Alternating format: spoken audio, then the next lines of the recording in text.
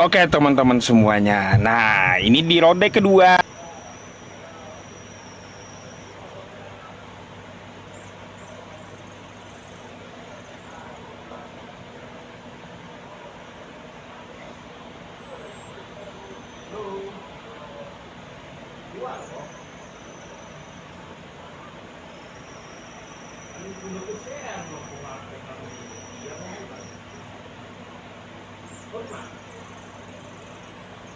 Oke.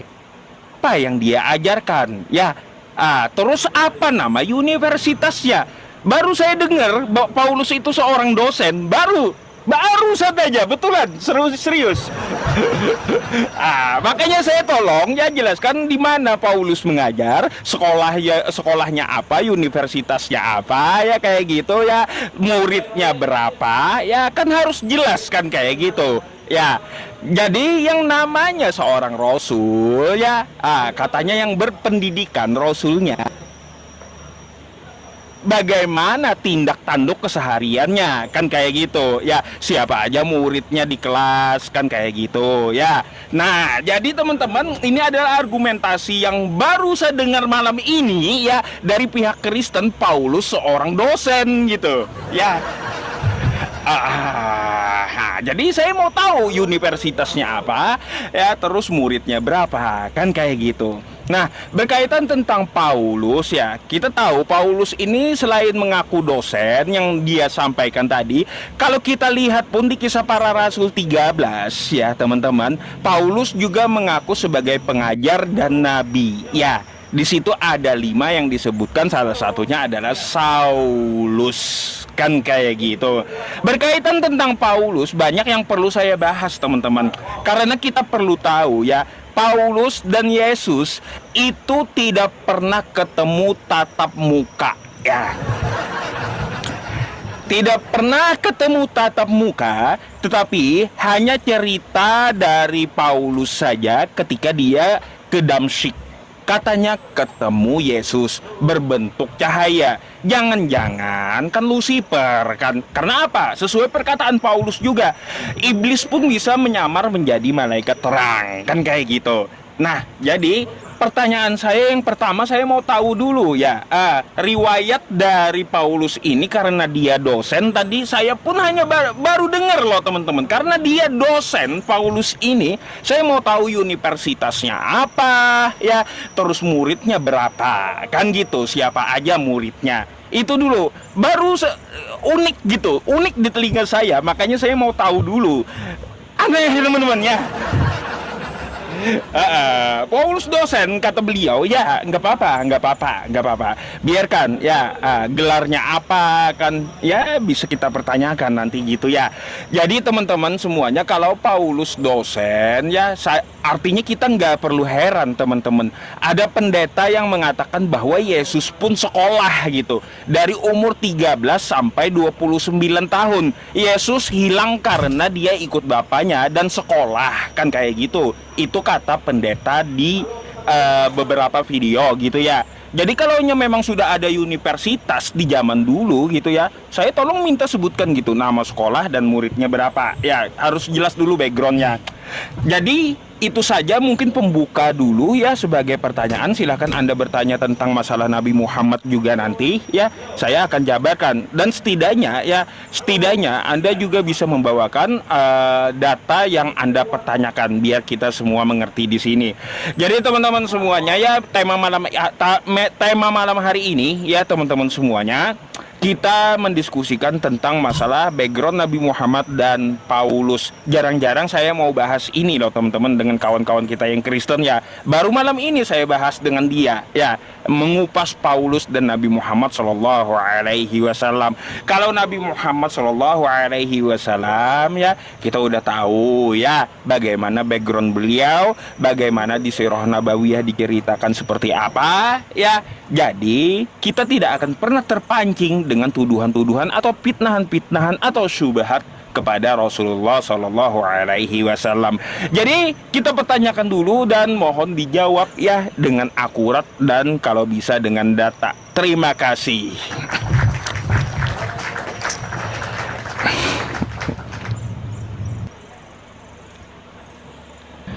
Baik.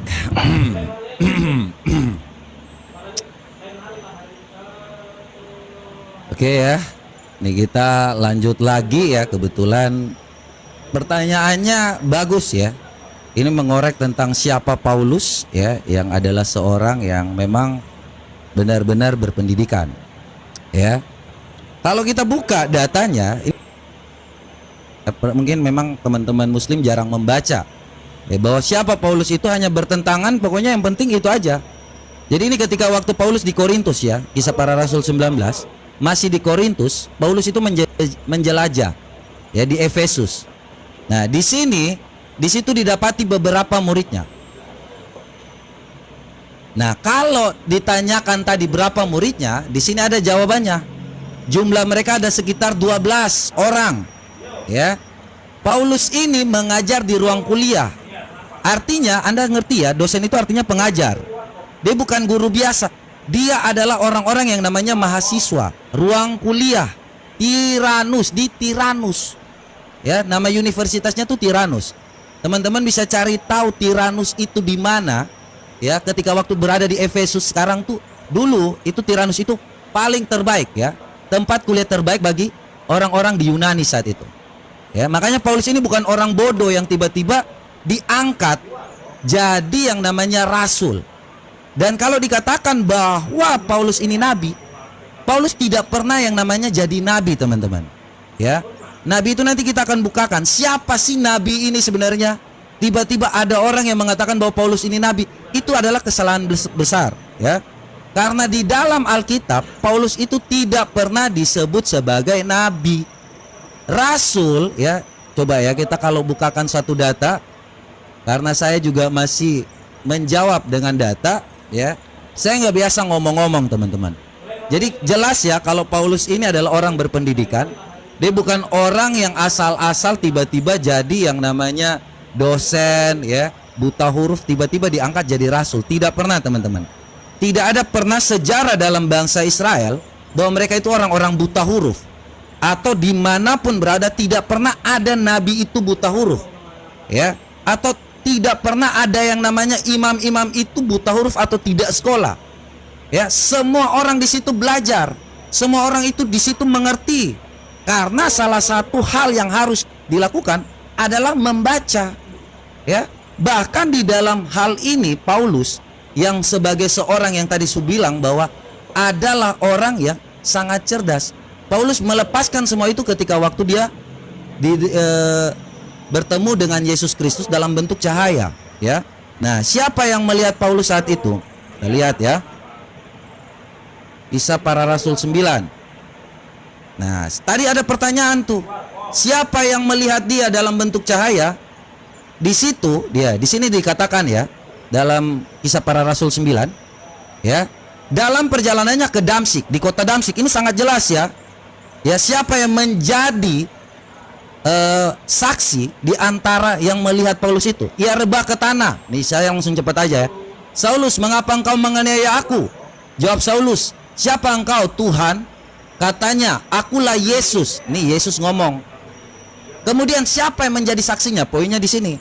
Maka termangulah teman-teman seperjalanannya. Ya, termangu-mangulah. Ya, artinya siapa? Ada saksinya. Ada orang yang melihat kejadian itu. Kalau dalam bahasa hukumnya unus testis nullus testis. Satu saksi bukanlah saksi, tetapi di situ ada lebih dari satu orang, teman-temannya. Artinya Paulus ini tidak hanya abal-abal jadi rasul di situ. Setelah dari situ Paulus tidak lagi mengejar yang namanya orang Kristen. Paulus tidak pernah lagi yang namanya bersandar kepada apa yang dipikirkan di kepalanya. Ya, ada saksinya, ada orangnya, siapa yang menyaksikannya.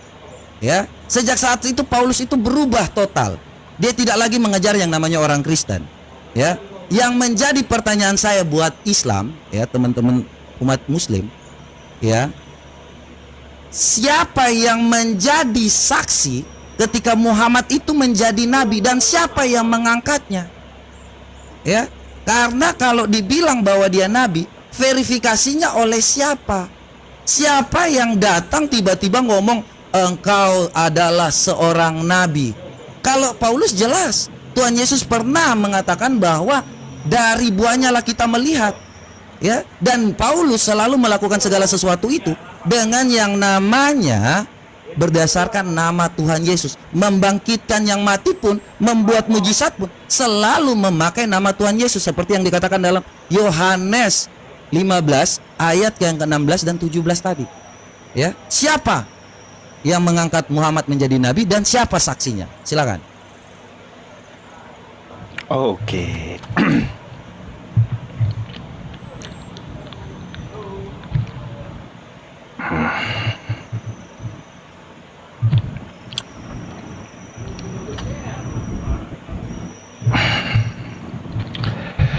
Oke, kita jawab dulu ya teman-teman semuanya.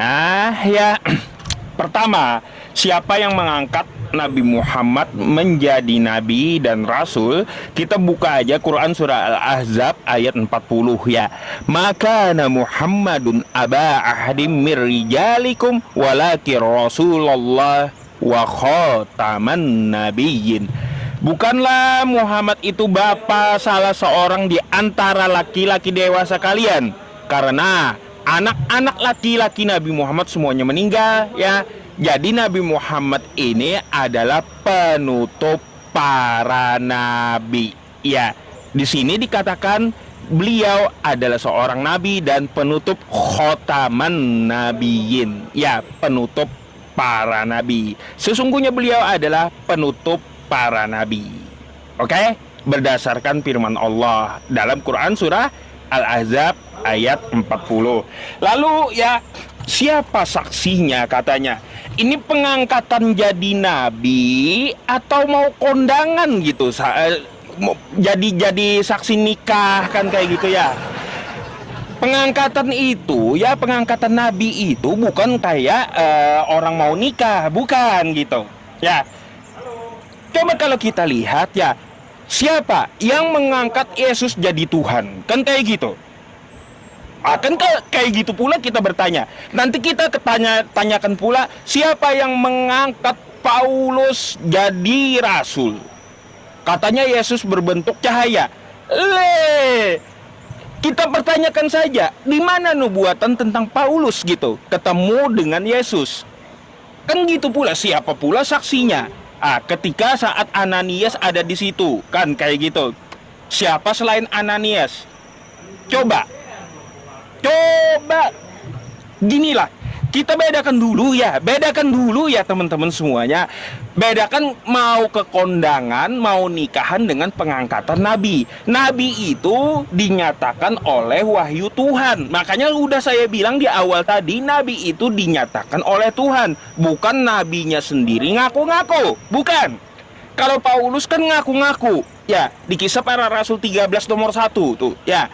Paulus dia mengaku bahwa dia adalah pengajar dan nabi. Ya, salah satunya dia, yaitu Saulus. Mana ada nabi ngaku sendiri namanya, teman-teman? Gak ada seorang nabi atau rasul itu ngaku sendiri. Nabi itu dinyatakan oleh pewahyuan dari Tuhan. Contoh Nabi Isa di Al-Quran ya. Qala inni abdullah. Tahu kan kita bahwa Nabi Isa itu adalah seorang hamba Allah. Ataniyal kitab wa ja'alani nabiyya. Dari wahyu Tuhan yang menyatakannya, bukan Nabi Isanya yang harus mengaku. Dan kagak perlu saksi siapa Nabi Isa itu ya yang mengangkatnya jadi nabi. Jadi pengangkatan jadi nabi itu ya bukan sebuah acara yang perlu dipersaksikan, bukan gitu. Coba kalau kita lihat di zaman Nabi Musa terima firman Tuhan. Siapa saksinya? Ayo. Kan gitu.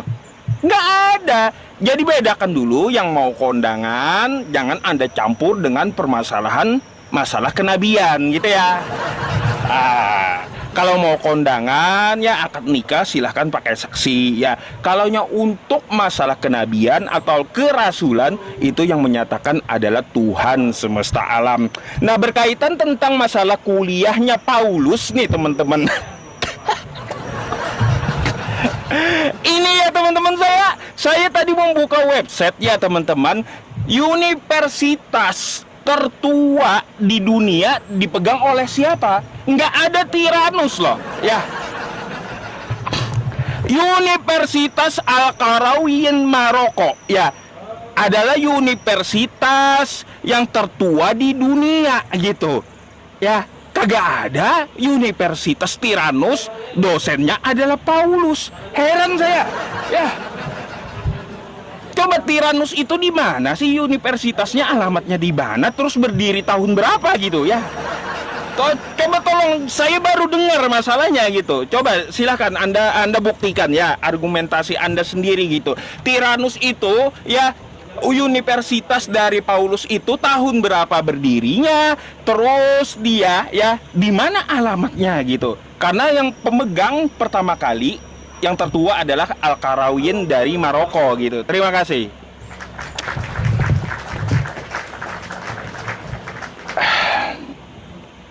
Oke ya. Udah. Baik ya. Kita lanjut nih.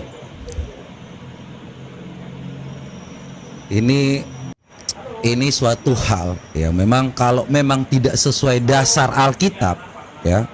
Ini berat teman-teman. Ya, mengaku-ngaku jadi nabi tapi tidak pernah ada saksinya. Ya.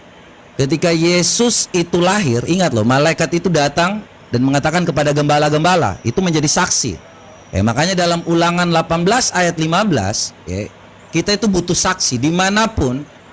Ya, dikatakan bahwa satu orang saksi tidak dapat menggugat seseorang mengenai perkara kesalahan apapun itu. Makanya ada unus testis ataupun dosa apapun mungkin tidak akan dilakukannya. Keterangannya harus 2 atau 3 orang saksi atas perkara apa yang disangsikan. Sampai hari ini hukum di Indonesia pun memakai hal seperti itu. Makanya ketika tadi Paulus ya dengan jelas ya dikatakan, mana nih? Ini agak Alkitab ini ya, jadi agak berbeda ya. Kalau kita bukakan di dalam, bentar ya, Kisah Para Rasul 9 tadi ya, itu ada jelas-jelas di situ, ada yang mengatakan bahwa melihat langsung ya. Kita langsung aja lah ya. Jelas tadi saya sudah menjelaskan lah ya. Tetapi kalau tentang kesaksian daripada Muhammad ini kita nggak pernah tahu. Dengan seenaknya dia ngomong bahwa ini adalah orang yang merasa bahwa dirinya paling benar, dan dia bacanya itu di ayat berapa tadi saya lupa gitu. Tetapi permulaan wahyu yang turun kepada Muhammad tidak ada pengangkatan di situ. Ya, saya langsung tanggapi aja. Sahih Bukhari 3, permulaan wahyu yang turun datang kepada Rasulullah adalah dalam mimpi yang tidur. Jadi tidak ada orang di situ. Ini permulaan wahyu ya. Turunnya surah Al-Alaq ayat 1 sampai 5. Ya. Saya belum menangkap apa sih yang kamu ngomong itu ketika waktu menjawab tentang pertanyaan saya, tiba-tiba udah langsung masuk ke tengah. Ayat-ayat itu kapan diturunkannya, bahwa diangkat itu aja tidak tahu. Tetapi di sini dia bertemu Waraka bin Nawfal. Ya, ini diantar oleh Khadijah. Waraka bin Nawfal ini siapa? Orang yang beragama Nasrani di masa jahiliyah. Dia adalah seorang dalam bahasa Ibrani, menulis kitab Ibrani. Kemudian Waraka mengatakan kepada apa? Kepada Muhammad, wahai putra pamanku, ya, ini adalah namus kan, yang apa yang kamu alami ini sama seperti Musa mendapatkan yang namanya pengetahuan tentang pengangkatan nabi. Jadi nabi ini diangkat dari Waraka bin Nawfal. Sejak kapan Muhammad itu diangkat oleh yang namanya Jibril? Jibril di sini suruh baca. Kalau mau dibilang ini Jibril, nggak pernah ada di sini Jibril ngangkat nabi. Allah ngangkat nabi. Siapa saksinya pun tidak tahu. Bagaimana itu dari bangsa Yahudi ketika saya tadi bilang apa? Paulus adalah seorang terpelajar dari yang namanya ini. Saya nggak ngerti ya ketika waktu Anda cari tentang Tyrannus saja belum dapat. Nanti saya bantu cari ya. Tetapi pada prinsipnya orang-orang yang berasal dari yang namanya agama yang benar, dia itu harus membutuhkan saksi. Jadi bukan asal ngomong-ngomong. Tuhan Yesus pun sendiri, jikalau aku bersaksi atas namaku, itu kesaksianku tidak benar ya. Makanya kita sebagai orang Kristen dimanapun kita berada, apapun, bahkan Tuhan Yesus disalib pun, itu ada 2 orang saksi yang ada di samping kiri kanannya. Jadi nggak asal-asal dia ngomong, itu pertanda bahwa apa yang disampaikan itu harus berdasarkan Ulangan pasal 18 ayat 15 ini. Bukan tiba-tiba dia klarifikasi aja. Nah, kalau terkait dengan yang dikatakan oleh Paulus itu, nubuatannya sangat jelas ya. Dalam Yohanes 15. Ini. Nah, ini di sini jelas, bukan aku yang memilih kamu, tetapi ya, aku telah menetapkan kamu supaya kamu pergi dan menghasilkan buahmu, supaya tetap apa yang kamu minta kepadaku dalam namaku diberikannya kepadamu. Jadi sangat jelas Paulus itu melakukan segala sesuatu karena Tuhan Yesus yang memilih, dan di dalam namanya ada kuasa dan kemuliaan sampai selama-lamanya.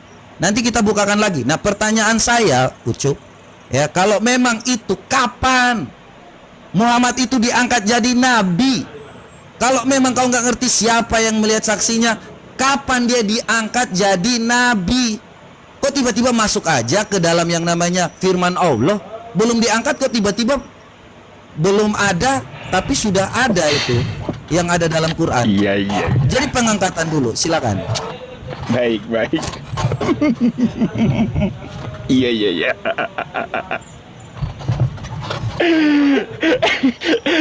Aduh, saya dari tadi teman-teman menahan tawa loh.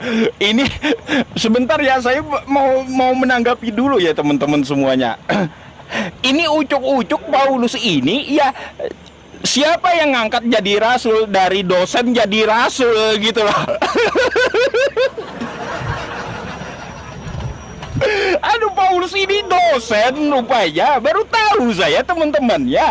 Nah, tadi dari yang dia jelaskan ya, saya minta tahun berapa Tiranus ya pendidikan dari Paulus itu, Paulus tempat ngajar itu di mana, alamatnya, tahun berapa, kan tolong dijelaskan sama saya gitu, karena saya tadi udah menjelaskan bahwa ya universitas tertua itu ada di Maroko gitu ya, bukan di tempat Paulus ya. Ini ngibul-ngibul aja ya teman-teman. Berkaitan tentang masalah Nabi Muhammad dulu ya teman-teman. Siapa saksinya? Katanya Warokah bin Naufal. Kita punya dalil ya teman-teman. Di dalam Quran surah An-Nisa ayat 79. Wa kafa billahi syahida. Tuh. Cukup Allah yang menjadi saksi. Nih saya bukakan aja ya. Tuh ya, data ya dari Al-Quran kita, wa arsalna linnasi rasula wa kafa billahi syahida, ya, kami mengutusmu ya Muhammad menjadi rasul kepada segenap manusia, dan cukuplah Allah menjadi saksinya ya.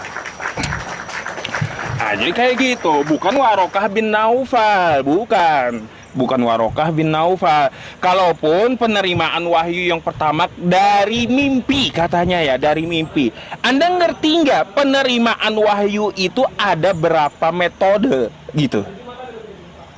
Anda pikir wahyu itu selalu dalam goa turunnya gitu, selalu diantar oleh malaikat Jibril gitu? Ada. Halo kawan-kawan Kristen ya, ketahuilah ya, yang turun di goa itu cuma 5 ayat. 6.200 lebih ayat Al-Quran itu di luar goa ya. 6.200 ayat Al-Quran ya, itu di luar goa. Yang turun di goa itu cuma 5. Ngapain kalian permasalahkan yang 5? Sedangkan yang 6.200-nya itu di luar goa gitu. Kenapa nggak dipermasalahkan? Waktu Aisyah melihat wahyu turun juga, bagaimana keadaan Nabi, dijelaskan juga dalam hadis ya. Tuh ada saksinya Aisyah, wahyu yang diterima oleh Rasulullah Shallallahu Alaihi Wasallam ketika beliau menerima wahyu. Tapi yang pertama kali memang ya, pertama kali di Gua Hira ya, Di situ dikatakan Iqra bismi rabbikal ladzi khalaq. Itu wahyu yang pertama didapat gitu. Anda perlu tahu apa itu nabi gitu. Nabi ya secara definisi adalah orang yang bernubuat. Nubuatan dari siapa? Nubuatan itu dari Tuhan semesta alam. Yang artinya seorang nabi itu adalah orang yang menerima wahyu. Bukan berarti nabi itu mengaku-ngaku dirinya adalah nabi. Kagak. Jadi yang terima wahyu dari Tuhan semesta alam itu disebut nabi. Ya, jadi jangan Anda sangka ya di dalam Islam itu metode penurunan wahyu itu selalu dalam goa, selalu lewat malaikat Jibril. Enggak. Wahyu itu bisa turun melalui mimpi Rasulullah Shallallahu Alaihi Wasallam. Wahyu itu bisa turun langsung di sanubari hati Rasulullah Shallallahu Alaihi Wasallam. Tuh, bayangkan. Banyak caranya Allah menurunkan wahyu. Tidak selalu melalui malaikat Jibril. Ada 6 metode dari penerimaan wahyu yang dialami Rasulullah Shallallahu Alaihi Wasallam. Jadi kayak gitu kawan ya. Jangan Anda pikir cuma di dalam goa turunnya gitu ya.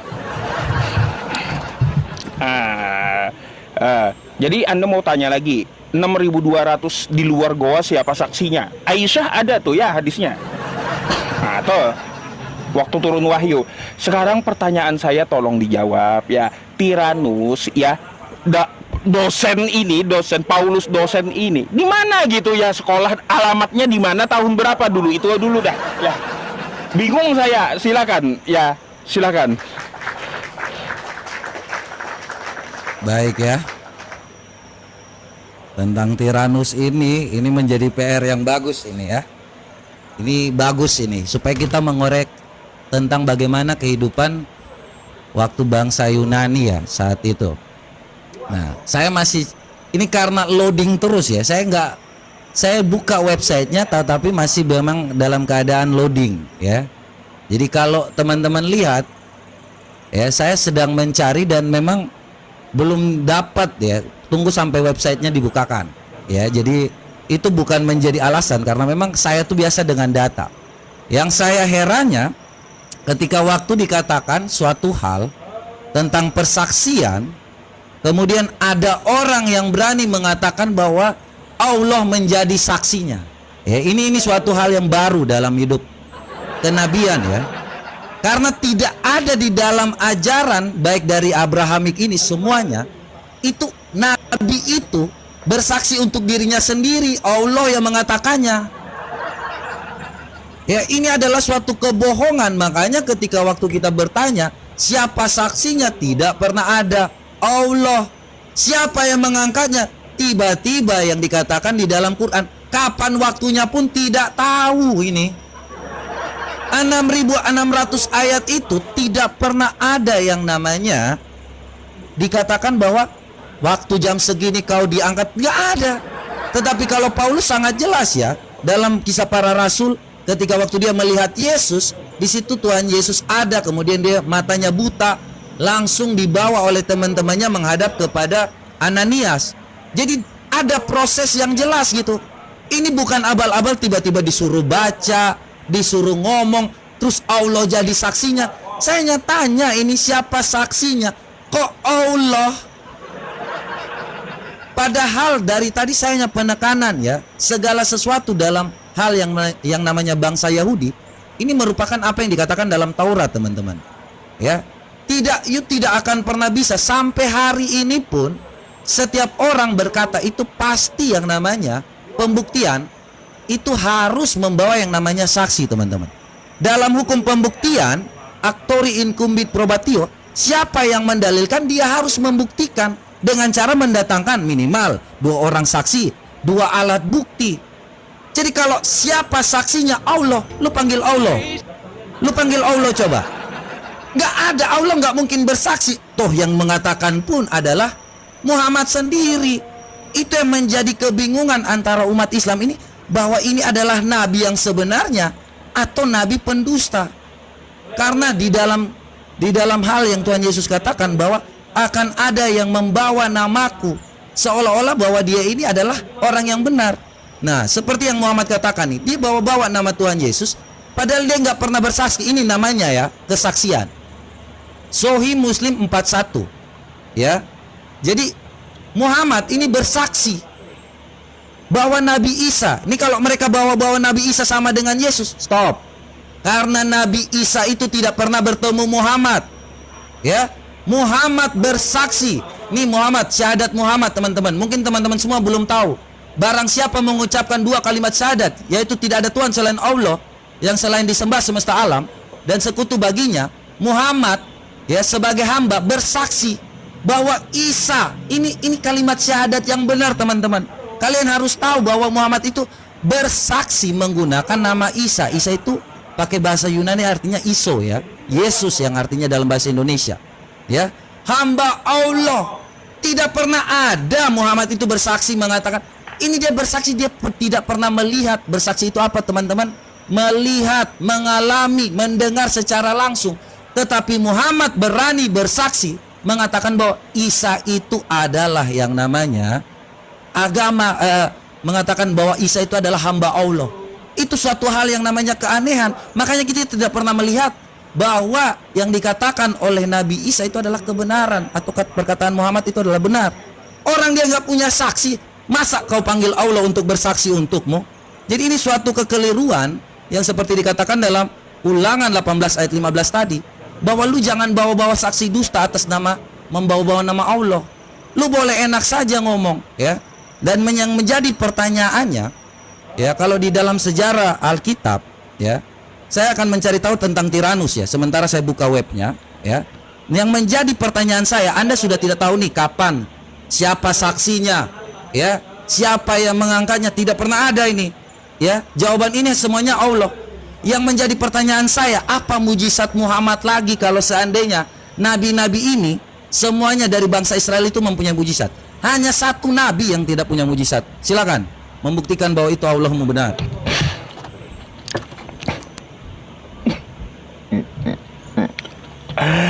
Baik.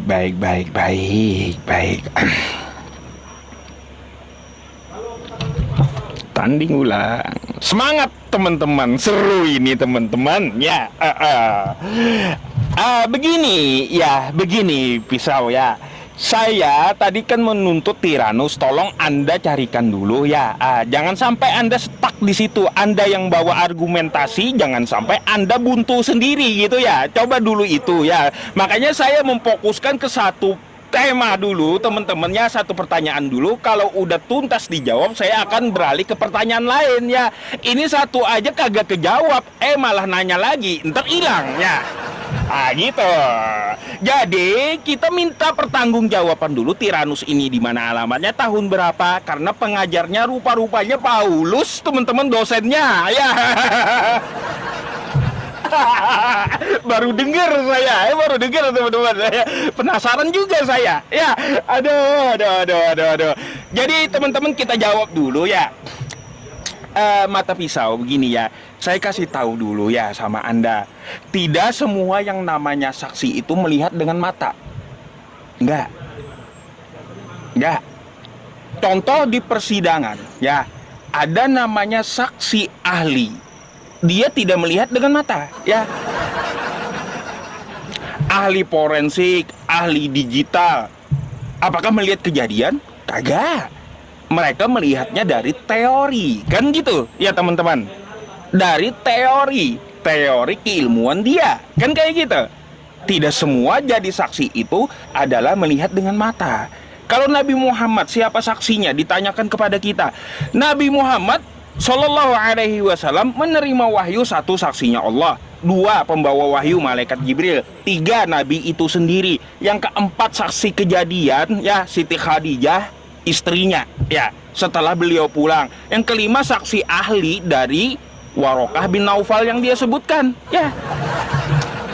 Ada 5 kalau mau kita gabung-gabung gitu ya. Kalau kita mau gabung-gabung. Tapi ya yang namanya kenabian itu kagak perlu saksi. Gak perlu saksi ya. Contoh ya teman-teman semuanya. Allah menciptakan langit dan bumi ya. Nanti kita pertanyakan, siapa saksinya? Allah menciptakan langit dan bumi. Gak ada. tapi langit dan buminya tetap aja ada gitu. Ya. Jadi tidak semua diperlukan saksi. Kalaunya saksi itu boleh waktu mau kondangan nikah, ya boleh kayak gitu. Kalaunya diangkat jadi kenabian itu bukan sebuah acara yang resmi. Pernyataan itu dari Tuhan semesta alam melalui wahyunya. Itulah pengangkatan nabi, bukan dilihat dengan mata gitu. Gimana sih? Aduh. Ya Paulus ini ya katanya rasul, teman-teman ya. Saya sebenarnya mau teman-temannya menanyakan tentang Paulus ini, banyak yang saya tanyakan. Cuma saya mencari dulu Tiranus tadi ya, Tiranus tadi. Karena di situ ternyata Paulus mengajar sebagai dosen selama 2 tahun gitu. Ya, jangan-jangan entah ngibul atau kayak gimana, alamatnya kagak ada juga Tiranus ini ya. Kitab Anda itu kitab apa gitu loh, dongeng atau kayak gimana jadinya gitu ya. Buktikan dulu sama saya, Universitas Tiranus itu tahun berapa, alamatnya di mana, kan kayak gitu ya. Karena saya bukakan data tadi udah saya bilang, universitas pertama tertua di dunia itu adalah dari Maroko gitu. Nah, berkaitan tentang masalah saksi ya, Yesus pun berkata seperti ini ya. Di dalam Yohanes 8 nomor 17, dan dalam kitab Tauratmu ada tertulis, kata Yesus, bahwa kesaksian 2 orang adalah sah. Yesus siapa saksinya? Akulah yang bersaksi tentang diriku sendiri, penyakit. Yesus bersaksi dengan dirinya sendiri ya. Terus dan juga Bapak jadi saksi. Apa? Yang mengutus aku bersaksi tentang aku. Hei, itu Yesus ya kagak perlu saksi juga. Dia utusan dari Bapa. Kayak gitu ya. Kagak perlu saksi, Yesusmu itu yang bilang ya. Dia bersaksi atas dirinya sendiri dan Bapa saksinya. Sekarang saya mau tanya, siapa saksi Yesus itu diutus ke muka bumi sebagai rasul? Dan sejak kapan Paulus itu terima wahyu dari Tuhannya Nabi Musa? Coba jelaskan sama saya, silakan. Ya.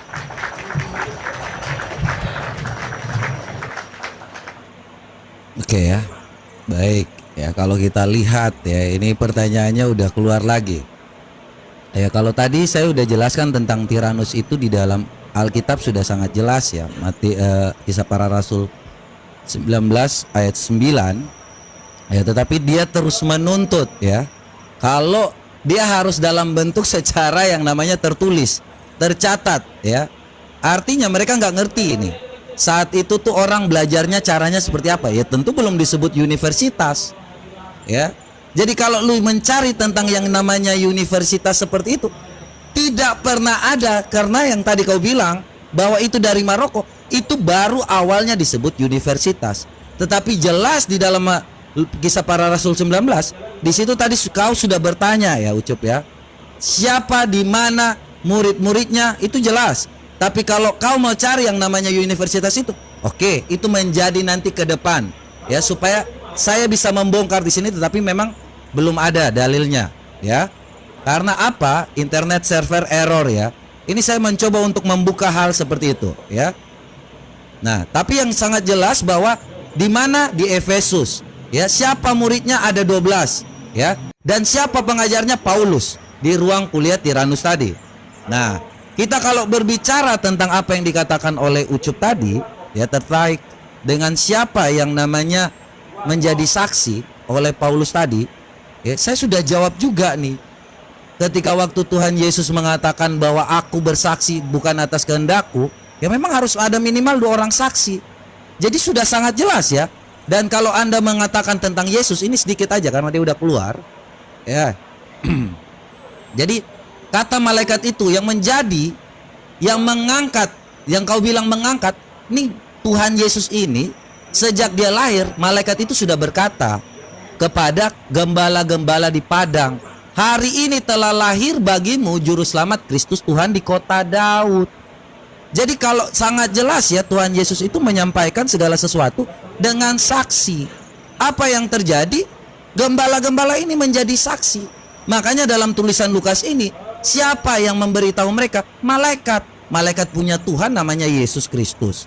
Nah, yang menjadi pertanyaan saya tadi, ya, apakah orang-orang atau Paulus ini yang tadinya dikatakan bahwa dia sudah saya bilang tentang yang namanya, nih ya, kita bukakan dulu nih, karena Alkitab sabdanya nggak jadi harus buka pakai Alkitab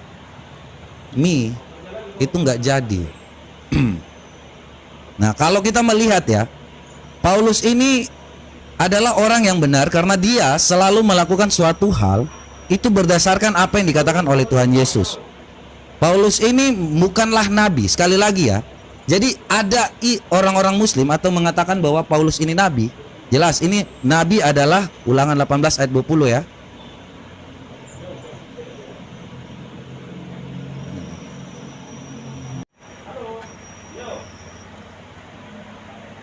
Nah, ini ya.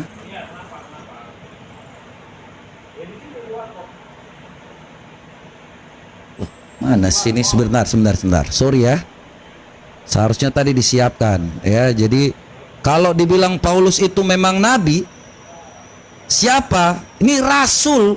Jadi gak ada yang dikatakan bahwa Paulus itu nabi. Nih, dari Paulus hamba Kristus Yesus dipanggil menjadi rasul dan dikuduskan untuk memberitakan Injil Allah. Tidak pernah ada rasul ada nabi di situ. Siapa yang mengatakan bahwa Paulus itu adalah nabi? Hanya Islam yang mengatakan itu. Paulus tidak pernah menjadi nabi karena yang dikatakan oleh Yesus yang ketika waktu dia bertemu bahwa dia akan memberitakan tentang Injil. Nah, siapa yang menjadi saksi? Dari tadi Ucup mengatakan bahwa oh tidak perlu yang namanya saksi, itu tidak perlu, itu adalah kesalahan besar ya. Karena di dalam kalau Anda baca baik-baik yang tadi Anda baca, kesaksian itu adalah Bapa dan Roh Kudus. Ya, seperti yang dikatakan oleh Yesus Kristus, kalau karena kesaksianku sendiri, maka itu tidak dapat dibenarkan. Itu yang disampaikan. Loh, kok kabur?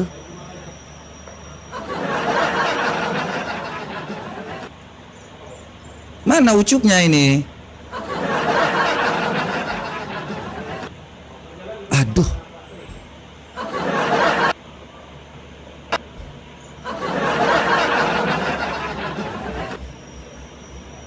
Mana Ucupnya? Waduh, belum. Ini belum apa-apa udah kabur lagi. Udah nggak tanya siapa saksinya, di mana, kapan Muhammad jadi nabi, belum ada, kok kabur ini. Aduh.